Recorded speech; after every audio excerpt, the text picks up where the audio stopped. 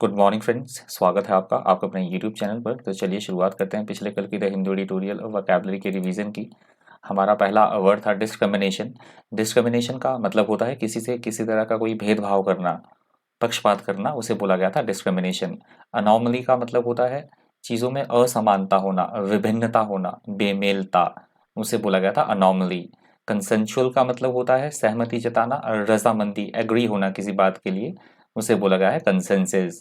Consensual, आम सहमति।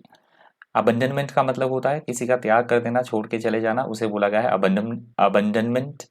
Enormous का मतलब होता है अत्यंत, बहुत बड़ा, अत्यंत, बहुत बड़ा मतलब आवश्यकता से अधिक, उसे बोला गया है एनॉर्मस।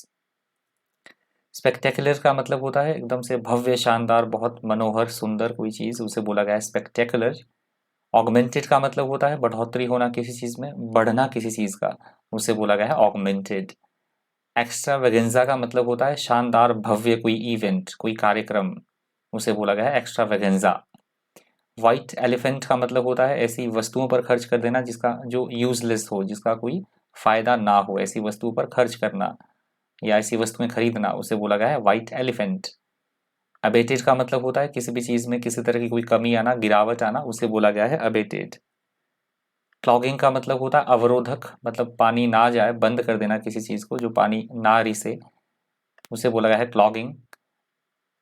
इनंडेटिंग का मतलब होता है पूरी तरह से पानी की बाढ़ आ जाना, पूरी तरह से जमीन का पानी से ढक जाना, उसे बोला गया इनंडेटिंग। इनंडेटिंग। रिजिड का मतलब होता है एकदम से बिल्कुल कठोर, सख्त या कड़ा, उसे बोला गया है रिजिड। वेनल का मतलब होता है जो रिश्वत खोरी करता हो, घूसखोर, भ्रष्टाचारी, उसे बोला गया है वेनल। लेबरेंथिन का मतलब होता है एकदम से ऐसी कोई स्थिति जो कि बिल्कुल से कॉम्प्लिकेटेड हो, बहुत सारी समस्याएं से जूझना पड़े, जिसमें मतलब पेचीदा, बहुत ज़्यादा पेचीदा होना, कॉम्प्लिकेटेड, उसे बोला गया है लेबरेंथिन।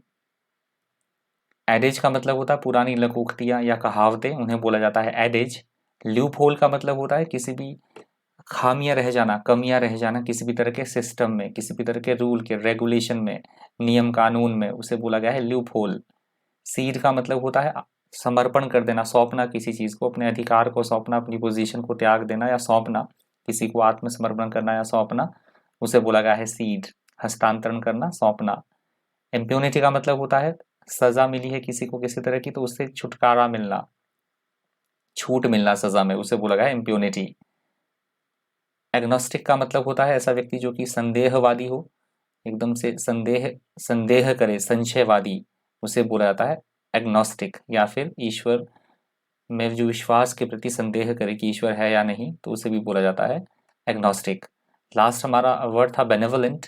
बेनेवलेंट वो व्यक्ति होता है जो दूसरे के प्रति उदारता दिखाए, दया भावना दिखाए, करुणा दिखाए, दया दिखाए, परोपकारी, उसे बोला गया था बेनेवलेंट। इस वीडियो में इतना ही। Thank you. Thanks for watching.